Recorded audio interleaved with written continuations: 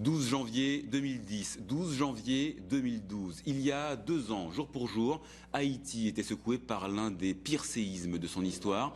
Une messe commémorative a été organisée dans les ruines de la cathédrale de Port-au-Prince. On pouvait se recueillir devant des portraits géants de certaines des 230 000 victimes de la catastrophe.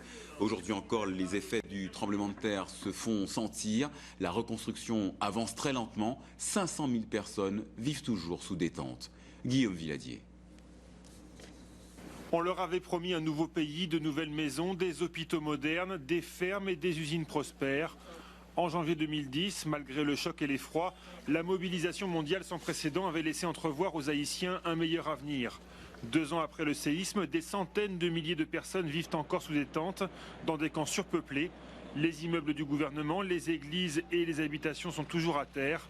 Seule la moitié des 3,5 milliards d'euros promis a été dépensée. Ce n'est pas assez, reconnaît le gouvernement, et Haïti a encore besoin de l'aide internationale. La période d'urgence est terminée. Maintenant, nous leur demandons de se réengager pour nous aider à reconstruire sur le long terme et bien reconstruire. Le nouveau gouvernement du président Martelly, au pouvoir depuis 8 mois, veut passer à la vitesse supérieure. 2012 a été décrétée année de la construction. Le chantier de cette école a déjà 1 an de retard, mais les ouvriers sont optimistes.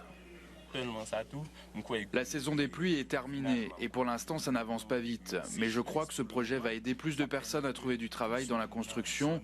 Tout le monde dépend de l'agriculture et quand il pleut, ils ne gagnent pas grand-chose.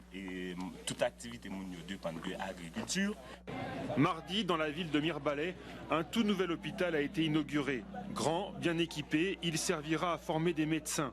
Le projet est terminé, mais combien sont au point mort? Face à une administration désorganisée, aux détournements et aux conflits fonciers qui bloquent les chantiers, certains se découragent et se demandent si Haïti se relèvera un jour de ce séisme. Une reconstruction beaucoup trop lente pour la population haïtienne. La colère gronde dans les rues. Certains manifestent, d'autres, beaucoup plus fatalistes, préfèrent tout simplement quitter le pays. Frédéric Gersdorf. Une forêt de panneaux de revendication. 2 ans après le séisme, les habitants de Port-au-Prince sont dans la rue. La rue, là où habite encore un demi-million de sans-abri. Les décombres sont toujours là, la reconstruction ne démarre pas, alors ils veulent que les choses bougent.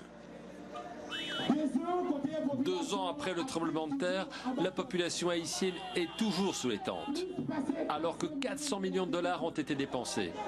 Si certains sont en colère, d'autres n'y croient plus. Résignés, ils vont voir ailleurs. Au Brésil, par exemple, on retrouve des Haïtiens épuisés. Ils ont payé des passeurs, traversé la forêt amazonienne pour arriver jusqu'ici. On n'était pas préparé à ça. Les gens arrivent avec des douleurs à l'estomac car ils n'ont rien mangé ou presque. Ils ont des irritations à la peau car ils ont marché dans la forêt. Les 4000 Haïtiens déjà sur le sol brésilien vont recevoir un visa de travail. Mais devant cet afflux, le Brésil, aujourd'hui 6e économie mondiale, ferme ses frontières. Les visas ne seront plus accordés qu'au compte-gouttes. Natacha, elle, sera régularisée. Mais malgré cette nouvelle vie, ce 12 janvier, elle n'a pas le cœur à sourire. Ici, on a tous perdu quelqu'un de proche. Chaque 12 janvier, tout le monde est triste. Et à l'heure où la terre a tremblé il y a 2 ans, 16h53 heure locale, 22h53 heure belge, tous se souviendront des 230 000 personnes décédées dans la catastrophe. Jour J.